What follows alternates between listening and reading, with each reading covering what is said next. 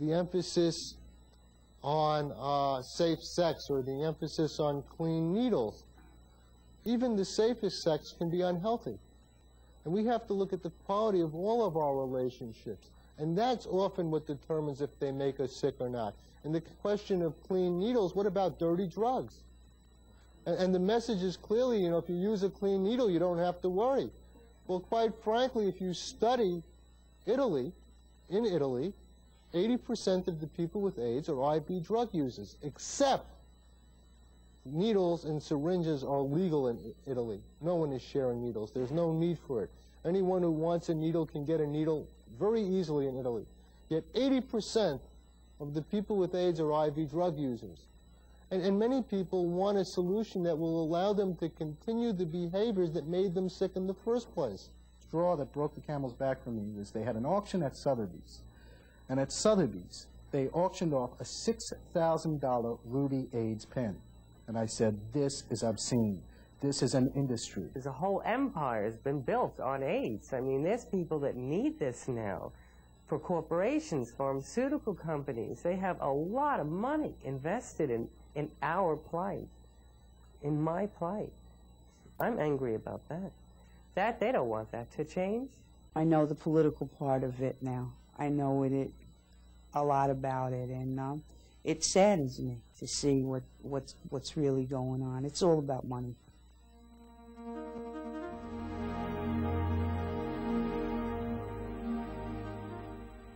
We want to help people help themselves. And we have found over and over again, the people who get better are the people who do it themselves. No one can do it for them. The food is really our main teaching tool because people come down to the center, they sit at our family-style tables, they get a lot of support from the people around them, they're able to share healing resources, information about new treatments, interesting stuff that comes up. But the food is the main teaching tool. They see it, they're able to experience it, then they want to know more about it. And that's where we're able to follow up with our classes in cooking, our lectures. And the name Whole Foods Project pretty much says it all. We serve organic, vegetarian food, and whole foods simply means food that is as close to its natural state as possible. So we don't use canned foods, we don't use highly processed foods, we don't use any dairy or meat. So we are a vegan program. Just coming here lifts my spirit. I've been very depressed and isolating. There's so many groups that I come to here for meditating, body work. I mean, without the Manhattan Center for Living, I don't know what I'll do. I mean, it's just a place to come to for refuge. I got a lot of feedback here. Someone said, what you all really serve is love on a plate. And I go away feeling lifted. And that is part of what we do. It's not measurable, but it certainly makes a difference when you start caring about something and you want to know where your food came from. You want to know that it wasn't grown with chemicals.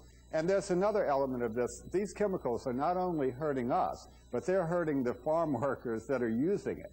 And so we have to sort of start broadening our view and seeing what is the real effect of the standard American diet. And so when we take it home, we care for it, we cook it, we serve it with love, we're really taking care of ourselves. And that may be more important, actually, than what we're eating. I really don't put a lot of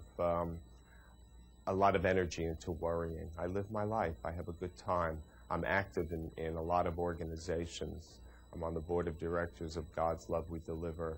I do a lot of service work, a lot of volunteer work, and that's really is what my life is about. I also teach, and I also enjoy doing that. It's given me a new life, a new outlook, a freedom. I mean, I get goosebumps when I think about it, because I'm happy. I mean, I'm happy to work with people that are worse off than I am. And believe me, we can all stop and think a moment.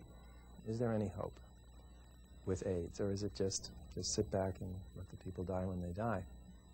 I have to say that, you know, the research is, Michael Cowan interviewed more, he himself is a long-term AIDS survivor, more long-term survivors than anyone else, said that if there's a characteristic that these people have in common, long-term AIDS survivors, it's grit. So these people didn't just think that life was worth living, that life was worth celebrating.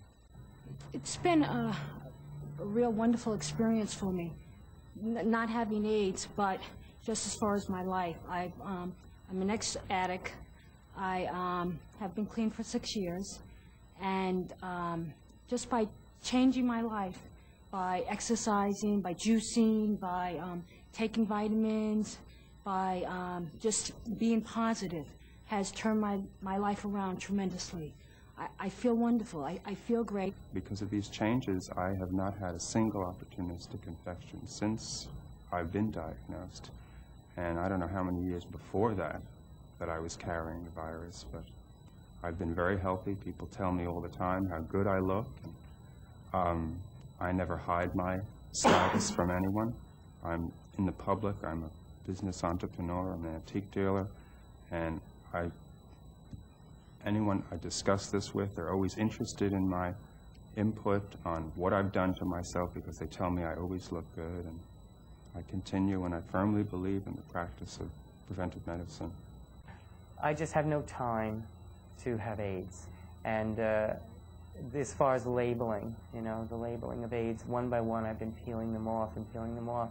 And it's the very insistence that I'm ill, and I refuse to be ill, and I don't look ill. Every day I get up and I sort of start over, and part of what I tell myself is just keep an open mind. You know, you don't know what's going to happen today. It could be anything. And I try to bring that attitude to my work and to my healing as well.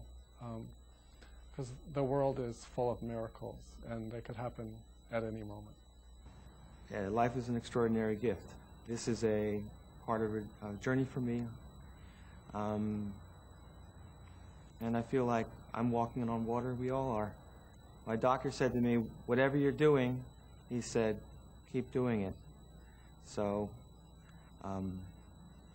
that was a shock to me because I thought he was in charge.